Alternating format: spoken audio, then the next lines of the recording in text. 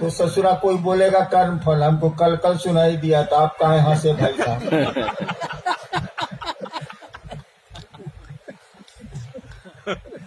कर्म फल की भूमिका मैं अक्सर कहता हूं कि यहाँ जितने भी लोग आते हैं धरती पर या जीव, वो सजा याफ्ता कैदी हैं और कैद खाने में आए। यहाँ सुविधाएं भी अपार हैं और गड़बड़ी भी अपार है। ऐसा ये कैद खाना है जहां से आप शिव तक जा सकते हैं, ऐसा एक ये कारखाना कैद खाना है जहां से आप अतल गहराई में जा सकते हैं।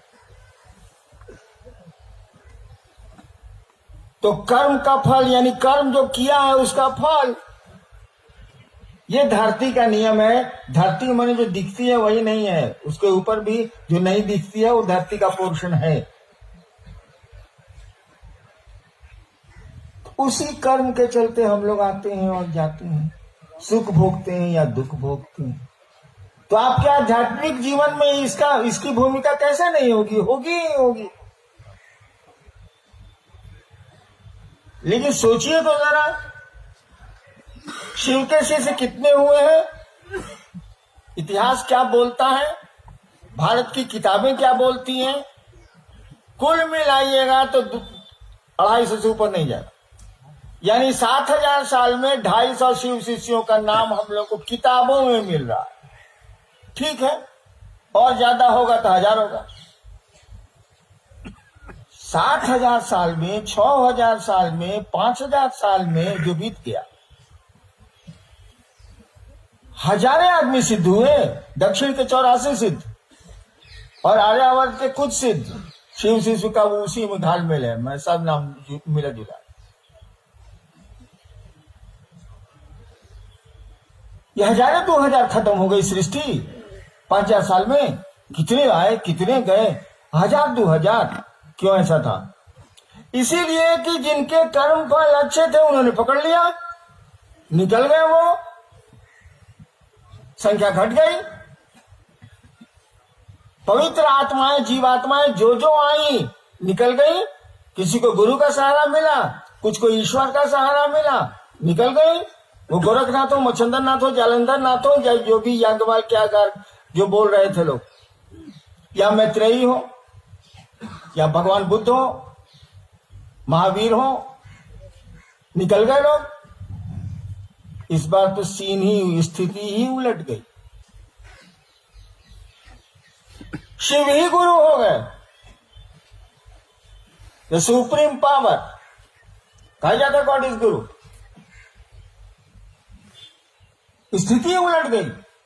वो तो जगत का गुरु है। अब जगत के सारे लोग उसको अपना गुरु बनाएंगे और उनके कर्म फल उनको आध्यात्म में चलने से रोकेंगे, तो गुरु का क्या हाल होगा? कहीं गुरु तो शिष्यों से जाना जाता है, डॉक्टर रोगियों से जाना जाता है, दर्जी कपड़े की सिलाई से जाना जाता है, मास्टर विद्यार्थी के रिजल्ट से जाना जाता है, गुरु भी शिष्यों के परिणाम से जाना जाता है। तब क्या होगा? हमेशा याद रखो, गुरु भाव आपके कर्म फल के कर्म बंधनों को तोड़ता है। गुरु भाव शिष्य के कर्म बंधनों को तोड़ता है। अब गुरु भाव की व्याख्या क्या होगी? छोड़ दीजिए बाबू, तम से नहीं पड़ेगा। गुरु भाव, मैं गुरु नहीं बोल रहा हूं। गुरु भाव, गुरु के कोई होंगे तब मैं गुरु भाव।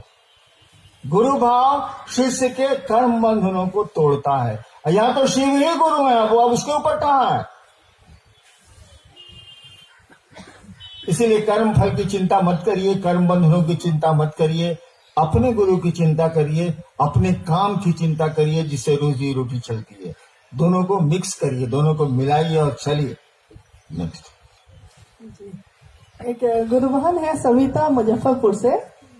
शिव से माहौल के अनुसार रहना चाहिए, व्यवहार करना चाहिए, या हमेशा शिव से ही बने रहना चाहिए?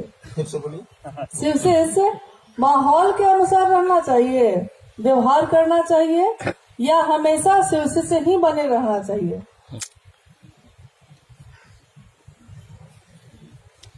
कहने का अर्थ हुआ इनका किसी उसी से हैं आप, तो माहौल से अलग है।